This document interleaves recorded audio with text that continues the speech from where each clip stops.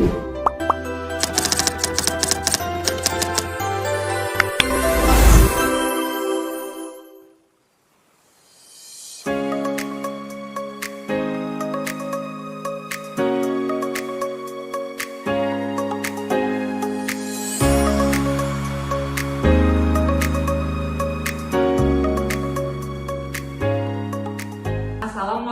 warahmatullahi wabarakatuh. Pertama-tama izinkan saya untuk memperkenalkan diri. Nama saya Hajar SSI MSI. Saya salah satu dosen program studi matematika jurusan Fisika dan Matematika, Fakultas Matematika dan Ilmu Pengetahuan Alam Universitas Tadulako. Pada kesempatan ini, saya ingin menyampaikan pernyataan diri dosen melalui unjuk kerja Tridharma Perguruan Tinggi di bidang pengajaran, di mana hal ini merupakan salah satu syarat dalam sertifikasi dosen. Perlu diketahui, program studi matematika memiliki 4 bidang keahlian. Yang pertama, analisis dan geometri. Yang kedua, aljabar dan kombinatorika. Yang ketiga, matematika terapan. Dan yang keempat, riset operasi dan pengolahan data. Saya sendiri masuk di dalam bidang keahlian matematika terapan, di mana bidang keahlian ini memiliki beberapa mata kuliah pilihan. Salah satunya adalah mata kuliah matematika biologi. Dan saya pun tergabung dalam tim pengajar untuk mata kuliah matematika biologi. Dalam penyampaian mata kuliah ini dilakukan dengan pendekatan DIA, Delivery, Interaction, dan Assessment. Mata kuliah ini disajikan pada semester 6 dengan bobot 3 SKS. Dan yang menjadi mata kuliah prasyaratnya yaitu mata kuliah persamaan diferensial biasa dan sistem dinamik. Yang dibahas pada mata kuliah ini berupa model-model transmisi penyakit epidemi, baik secara langsung maupun tidak langsung, dan menganalisis perilaku dinamiknya menggunakan kriteria Rutherford dan Descartes rules. Mata kuliah ini juga memberikan pengalaman untuk dapat mengidentifikasi dan memecahkan masalah di dunia nyata dengan menggunakan kaidah-kaidah dalam pemodelan matematika, yaitu mengidentifikasi fenomena, merumuskan fenomena dalam model matematika, mencari solusi masalah matematika, dan menginterpretasikan solusi matematika.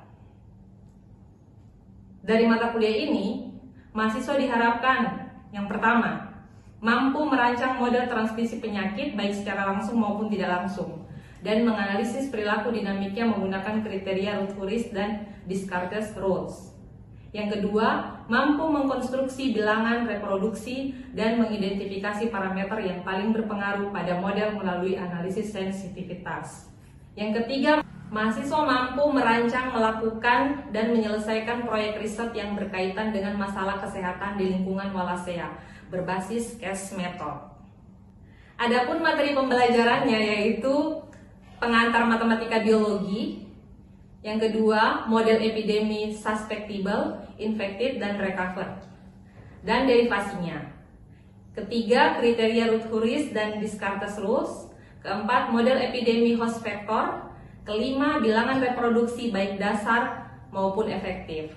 Keenam, analisis sensitivitas. Agar perkuliahan ini tidak terhambat, maka bentuk perkuliahannya dilaksanakan secara luring maupun daring, didukung dengan bahan ajar yang diperoleh dari buku ataupun artikel. Dengan metode pembelajaran Discover Learning, Problem Based Learning, dan Collaborate Learning. Metode pembelajaran ini memungkinkan mahasiswa berinteraksi dengan dosen, didukung keaktifan mahasiswa dan dosennya. Dari semua rangkaian proses pembelajaran yang ada, tahapan terakhir perlu mengevaluasi materi pembelajaran yang diberikan dengan memberikan tugas berupa case method dengan persentase penilaian 40%, UTS atau UAS 25%, dan proyek 35%. Berikut video pembelajaran saya dengan pendekatan DIA. Assalamualaikum warahmatullahi wabarakatuh. Waalaikumsalam warahmatullahi wabarakatuh. Pada pertemuan kita kali ini di mata kuliah matematika biologi, ini merupakan pertemuan kita yang kedua. Pertemuan yang pertama kita sudah membahas tentang kontrak, tentang RPS juga, sama pengantar mata kuliah dari matematika biologi ini ya. Nah, untuk kemampuan yang diharapkan itu juga ada di RPS. Kemarin minggu kalian RPS yang ada. Untuk CPL, CPMK sama sub CPMK-nya itu ada di dalam RPS-nya. Hanya saja di sini lebih spesifik ke pertemuan yang di pekan kedua ini saja. Ya, untuk lebih tepatnya itu untuk sub CPMK yang lebih karena dia yang paling inti, dia mengerucut dari yang umum sampai ke yang khusus. Jadi yang paling bawah itu sub CPMK-nya mahasiswa mampu merancang dan menganalisis perilaku dinamik, model epidemi, susceptible, infektif, sama recover dan derivasinya. Ya, jadi itu harapan ataupun keinginan yang kita harapkan dari mahasiswa mata kuliah matematika biologi. Untuk SIR sendiri ada beberapa poin seperti yang terlihat di slide. Poinnya itu ada 6, bahwa untuk model SIR itu dikatakan penyakitnya dapat disembuhkan, maka modelnya itu SIR. Penyakitnya dapat disembuhkan. Kemudian populasi yang secara umum itu terbagi atas tiga subpopulasi. Ada subpopulasi yang rentan, ada subpopulasi yang terinfeksi, dan ada subpopulasi yang sembuh. Ya, jadi total populasinya itu terbagi atas 3 subpopulasinya. Dari ketiga subpopulasi ini, poin yang kelima ini berbicara tentang kontak. Ya, bahwa penyebaran penyakit itu ada 2, ada yang secara langsung dan ada yang tidak secara langsung. Ya, jadi kontak yang secara langsung ataupun tidak langsung itu kita simbolkan dengan misal alfa. Gitu. Tidak selamanya alfa, cuma umumnya dipakai alfa. Terus kalau yang poin ke-6, ya karena ada yang sembuh, maka ada juga yang namanya laju kesembuhan. Ya, laju kesembuhan itu di sini disimbolkan umumnya beta. Mau pakai yang lain juga boleh, mau pakai apa ya, misalnya gamma, mau pakai psi, boleh bebas. Cuma umumnya dia pakai alfa sama beta. Nah, dari ke-6 poin ini, sebelum kita modelkan matematikanya, kita konstruk dulu kompartemennya. Kita buatkan alur diagramnya itu kayak gimana. Dari diagram itu nanti kita bisa ke model matematikanya atau persamaan matematikanya. Nah, ini berdasarkan tadi yang populasi ya, N ya, populasi. Jadi N-nya ini kita bagi atas 3 bagian, S, I, dan F. Bisa kita kotak kayak gini. Jadi kotak pun nggak apa-apa. Nah, ya, ini secara keseluruhan ya. Nah, S, I, dan R, tuh ya. Kemudian alfa tadi sudah definisikan bahwa itu adalah laju kontak. Jadi yang ini berdasarkan fenomena tadi ya. Bisa saja juga S yang melakukan, jadi sebaliknya ya, bisa dari I yang mengontak S atau S yang mengontak I. Jadi itu berpeluang juga untuk bisa sembuh. Jadi lagi sembuh ini umumnya disimbolkan dengan beta. Jadi hanya 2 parameter itu saja ya. Apakah selamanya itu banyak? Kita secara sederhana dulu. Bentuknya sederhana, jadi melibatkan kontak sama laju kesembuhan. Nah, dari sini ya ini jumlah individu pada kelompok suspek, infektif, sama recover pada waktu T secara berturut-turut dinyatakan dengan ST, IT, dan RT. Nah, dari diagram itu kita bisa melihat persamaan yang ada di slide ini ya, DS per DT, DI per DT, dan DR per DT.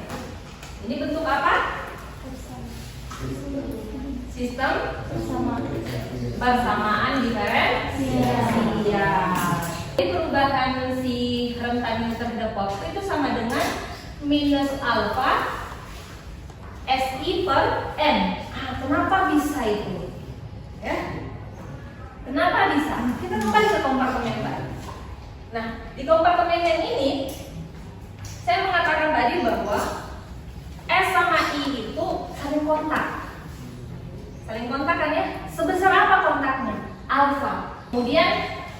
yang minus DI. Nah, ini kan laju sembuh ya.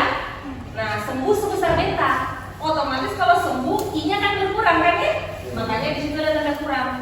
Jadi ini berkurang dan pastinya menambah R. Nah, yang ini dia menambah DI. Jadi dari kompartemen yang itu kita bisa membuatkan sistem persamaan diferensial. Ini yang bentuk sederhana sekali, oke ya. Nah, dari sini kita bisa merevisi modelnya. Itu hanya melibatkan kontak antara SI dengan laju kesembuhan. Bagaimana kalau kita tambahkan sedikit parameter lainnya? Bagaimana revisi dari model SI? Kita revisi. Banyak sih revisi, tapi saya ambil revisi yang sederhana saja. Ya, menambahkan revisinya itu berdasarkan informasi ya, bukan dalam arti semau kita, gitu ya. Nah ini populasinya konstan. Nah, laju kelahiran kita tambahkan bahwa di dalam populasi itu selama 1 tahun kan tidak mungkin tidak ada yang lahir, pasti ada yang lahir, tuh ya. Tapi untuk populasi itu ya, tadi bilang konstan ya, berarti yang kelahiran ini dia tidak bicara yang konstan tadi itu bahwa tidak ada yang migrasi atau apa ya, masuk dan keluar dari kota itu. Tapi faktor kelahiran itu kan masuk ya, menambah ya. Nah itu ditambahkan di sini kelahiran. Nah kemudian ada juga kematian. Katakan dalam 1 tahun tidak mungkin tidak ada yang mati, tidak mungkin tidak ada yang meninggal. Meninggal ya banyak opsi, bisa saja dia meninggal gara-gara penyakit itu. Kalau memang penyakit itu mengakibatkan kematian, tidak semua penyakit mengakibatkan kematian. Ya, dari ketiga asumsi ini atau pembatasan yang kita peroleh ataupun informasi tertentu, model tadi itu bisa berubah. Nih, jangan salah. Jadi masing-masing subpopulasi itu dia berpeluang untuk bisa melahirkan yang rentan, yang sakit, dan yang sembuh. Ya, semua anak yang lahir dari subpopulasi ketiga ini akan menjadi manusia yang rentan semua. Makanya dia masuk dari sini semua. Ya, jadi ini sebenarnya alpha S I R. Ya, yang menyatakan alpha S I R. S I R ini apa? N. Total populasi. Ya, karena yang rentan berpeluang untuk melahirkan, jadi alpha S. Kemudian yang sakit berpeluang untuk melahirkan alpha I. Begitu juga yang SIR kita total itu adalah populasi. Jadi dia disimbolkan jadinya alpha N. Nah itu makanya muncul alpha N. Kemudian di setiap populasi ada yang meninggal. Nah ini meninggal secara alami, ya, dalam arti meninggal atau mati bukan karena penyakit itu gitu, ya. Nah dari sini ya proporsi banyaknya kita membuat penskalaan kembali sih, bicara proporsi banyaknya individu pada masing-masing kelompok ini ya. Untuk yang S proporsinya itu sebesar S per N. Kan yang N itu kan SIN. Jadi berarti besaran proporsinya itu S per N. Begitu juga I per N dan R per N. Proporsinya segitu. Nah, ini SIR. Jadi proporsi itu kita totalkan itu sama dengan 1 ya. Bisa dipahami ini untuk proporsi yang saya tampilkan ini? Bisa. Saya, oke. Peluang ini ya. Ya. Nah dari situ yang ada N tadi kan nilainya 1 ya. Nilainya 1 jadi N-nya hilang. Yang punya N semua itu dianggap bukan hilang sih, tapi karena nilainya 1 maka pernya tidak perlu ada, dan alpha N tadi jadinya tinggal alpha. Nah jadi pencarian titik kritis itu turun pertamanya sama dengan berapa? Ada yang ingat? Sama dengan 0. Ya, turun pertamanya dibuat sama dengan 0. DS per DT itu sama dengan 0. DI per DT itu juga sama dengan 0, dan DR per DT juga sama dengan 0.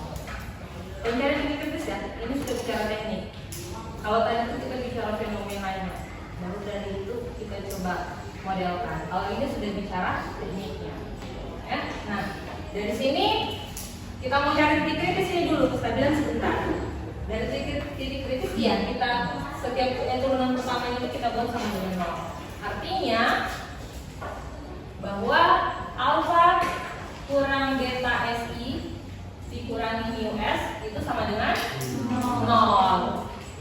Beta SI kurang mu I gamma I sama dengan 0. Kita ini mau cari SIR-nya.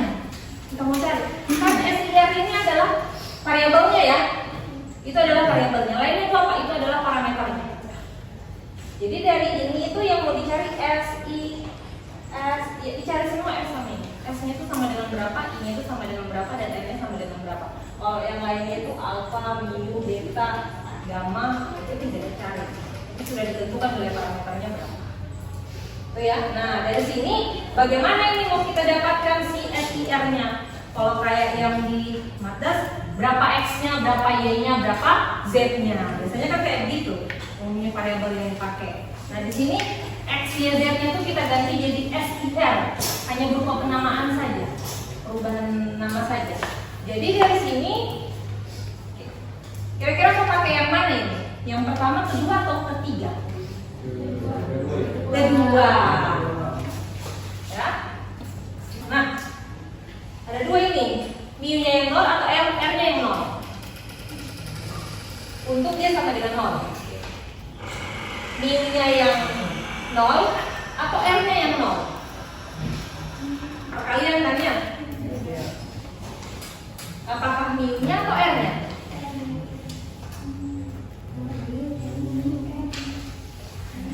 Ayo, apa? R ya? R atau mu? R. Kenapa?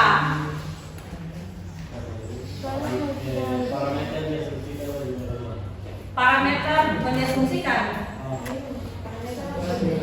Parameter itu sudah dijamin dia pasti positif atau lebih dari 0 ya? Dan tidak sama dengan 0. Jadi makanya R-nya yang sama dengan 0. R-nya. Mu tidak mungkin 0. Dia bukan diasumsikan, tapi kita menjamin bahwa pasti si mu-nya itu sudah pasti positif. Jadi R-nya sama dengan 0. Dapat ini, ya ketika I-nya sama dengan 0, maka R-nya juga sama dengan 0. Boleh? Nilai R-nya. Ya? Ya itu masalah teknis saja ya. Intinya dari persamaan kedua, kita dapat dua kondisi. Kemudian satu kondisi yang pertama kita coba substitusikan ke persamaan 1 dan 3, kita dapatkan nilai R sama I-nya. Begitu juga kondisi yang kedua, kita dapatkan nilai I sama R-nya. Sehingga kita dapatkan yang namanya titik kritis. S sama I melakukan kontak sebesar alfa. Kenapa per N? Nah, ini biasanya kadang ada yang pakai N, kadang tidak. Ya, kenapa dia pakai N? N itu kayak cacar tadi yang kita ambil buat cacar, karena itu dia kebal. Melakukan kontak, dia sembarang dong kontak. Bisa jadi dia yang sakit ini ya, anggap yang sakit. Yang sakit dia kontak dengan S, yang infektif. Kemudian yang infektif bisa jadi juga dia kontak sesama dia yang sakit. Kalau sesama dia yang sakit saling kontak, apakah akan tetap sakit? Sakit, tapi tidak akan membuat pengaruh apapun kan ya. Yang membuat pengaruh itu S dengan I kan ya. Nah, tapi SEI dengan I tidak ada, tetap sakit saja itu. Kemudian I dengan yang sembuh, dia melakukan kontak juga. Apakah yang sembuh akan sakit? Tidak kan ya, kan dia sudah kebal, itu namanya. Tapi berpeluang untuk saling kontak, ya, makanya dia per N, ada proporsinya di situ. Jadi proporsi dari si kontak antara S dengan I itu per N, itu menyatakan adalah proporsi. bahwa dia tidak selamanya hanya berkontak dengan S. Dia bisa jadi berkontak dengan I dan bisa jadi juga berkontak dengan E. Tapi tidak membuat perubahan terhadap S. Gitu. Ini tadi yang derivasinya ya. Setelah itu masih SIR, ada model yang lainnya lagi. Derivasinya itu ada model SI, ada SIRS, ada SAIRS, dan banyak lainnya. Itu bisa melibatkan vektor juga dalam arti perantara. Itu ya. Jadi masih banyak, ini hanya 3 yang sebagai contoh gitu. Ya. Nah, ini memodelkannya kayak gimana? Kayak yang tadi juga. Tangkap dulu si penyakitnya itu kayak gimana, capture dia fenomenanya, kemudian dia bawa dia ke dalam diagram kompartemennya, modelkan, cari titik kritis dan jamin kestabilan. Nah, kalau yang model SI ini model yang sederhananya, ya ini hanya melibatkan alfa, tidak ada beta ya, karena tidak ada yang sembuh, seperti yang HIV tadi. Kan ya, tidak ada yang sembuh. Jadi dia persamaannya hanya 2, alfa saja kan ya, karena tidak ada yang sembuh. Kemudian di sini ini bisa dikembangkan lagi, kelahiran sama kematian. Nah, persamaannya jadi berubah, kelahiran sama kematian. Nah, dari sini nanti kita bisa dapatkan ini. Nah, ini ada tugas ya. Ya, ini ada tugas. Nanti bisa dibagi kelompok saja untuk mempermudah. Karena tugasnya ini agak cukup panjang penyelesaiannya. Jadi untuk sendiri bukan tidak bisa, tapi mungkin coba saja dulu berkelompok untuk menyelesaikan ini. Dari model SI tadi saya sengaja tidak menampilkan, coba kalian yang mencoba bagaimana kalau model SI tadi yang sebelum direvisi. Gimana titik kritisnya? Bagaimana juga, tapi yang bertanya hanya titik kritisnya. Yang kedua juga seperti itu. Setelah dia direvisi, dia melibatkan tadi kelahiran sama kematian kan ya? Nah, kemudian kalau yang SIRS sama SAIRS ini belum ada diagramnya, belum ada SPD-nya. Coba kalian konstruk. Ya, sekalian konstruk, kalian bisa bayangkan penyakit apa gitu yang ada. Oh iya, itu apa? Itu expose. Nanti bisa dicari tahu. Expose itu adalah masa inkubasi. Dia sakit tapi dia belum siap menginfeksi. Jadi kalau saya sakit, saya berkontak dengan kalian, tidak apa-apa. Saya belum menyebarkan virus itu. Itu dia masuk di kelompok yang namanya expose. Ada kondisi yang seperti itu. Silakan dikaji tentang penyakit-penyakit yang di luar sana. Ya, ini tugasnya. Tapi sebelum, ya ini kebetulan materi terakhir, slide terakhir saya. Slide terakhir saya itu. Terima kasih. Ya. Jadi tapi sebelum saya tutup dan sudah masuk di slide tugas, saya ingin menanyakan dari penyampaian saya tadi, mungkin ada yang ingin ditanyakan Pak, atau sekedar diskusi gitu terkait di luar, bukan hanya bicara SDR-nya, mungkin ada pertanyaan yang agak berbeda dari konsep SDR-nya tadi. Mungkin ada ketambahan apa? Atau ada yang kurang jelas gitu dari pertanyaan saya tadi, dari penjelasan saya tadi. Oh iya, bisa ketangkap? Bisa ya? Ayo. Kan untuk SIR itu kan kayak penularan itu. Kalau misalnya kan ada beberapa penyakit yang tidak menular juga. Apakah itu bisa dibawa ke model begitu SIR atau hanya untuk penyakit yang menular begitu yang kita harus teliti? Tidak selamanya juga harus yang menular ya. Tapi kita bagaimana mengcapture. Kalau yang model tadi itu kan kontak ya. Jadi jelas penularan. Nah, jadi yang kalau bicara itu tidak menular, seperti apa? Kenapa orang itu bisa sakit? Itu dulu pertanyaannya. Tidak mungkin dia sakit sendirinya saja kan ya. Pasti ada sesuatu faktor ataupun apa yang membawa virus itu ke dalam tubuh dia sehingga dia sakit. Itu ya. Nah, katakan misal dibilang tidak menular ya, terus kenapa dia bisa sakit? Kan gitu ya. Tapi mungkin dia tidak menularkan ke sesama manusia. Tapi itu yang perlu di-capture, penyakit itu disebabkan oleh apa dulu? Mungkin dia tidak tidak berkontak dengan manusia, itu tadi yang saya bahas ada faktor yang lain sampai akhirnya orang itu sakit. Jadi makanya penting untuk mengcapture dulu, menangkap dulu si penyakit itu gimana sih. Orang ini ya kita dapat fenomena di sana, orang ini sakitnya gara-gara apa?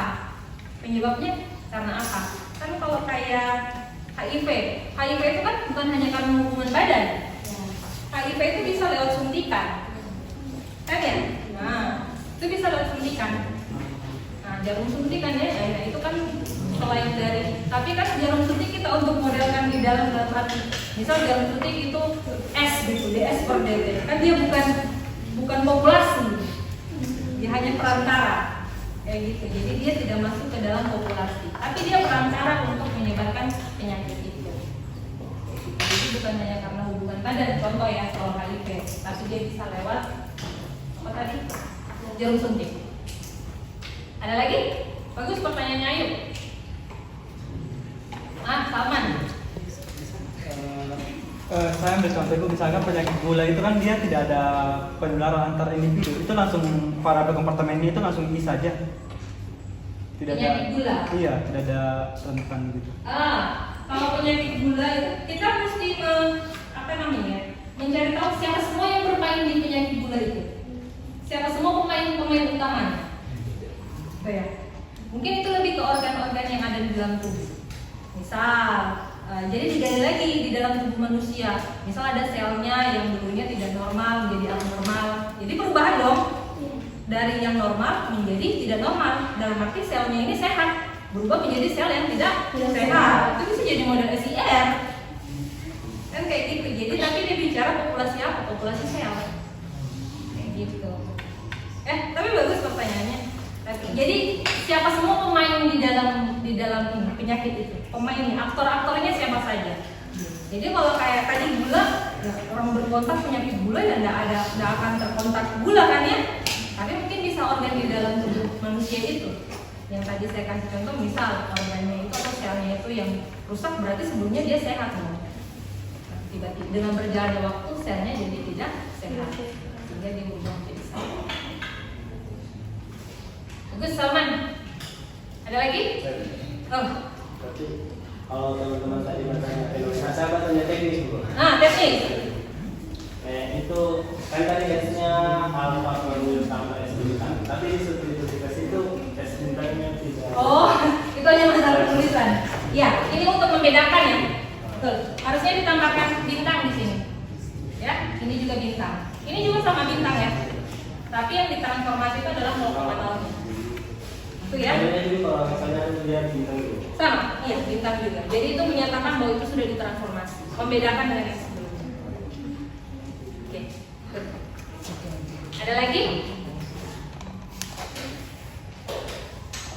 Oke.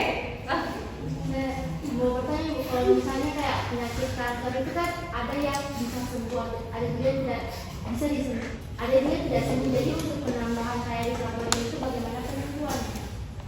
Itu bicara data ya. Kalau ada yang sembuh dan ada tidak sembuh itu bicara data berarti. Lanjut kesembuhannya. Berarti seberapa besar sih orang yang berpenyakit kanker itu bisa sembuh. Jadi persentase kesembuhannya itu yang membedakan lagi. Kanker. Ada lagi? Sudah? Oke. Jangan lupa ya tugasnya ya. Kita ketemu di pekan berikutnya. Kita bahas masih dengan topik yang sama ya, tentang model sampai di derivasinya dengan proses yang sama. Nanti kita bahas kembali. Kalau memang tidak ada lagi pertanyaan dari kalian, mungkin saya cukupkan itu saja perkuliahan kita pekan ini. Kurang dan lebihnya saya mohon maaf dan saya tutup. Assalamualaikum warahmatullahi wabarakatuh. Waalaikumsalam.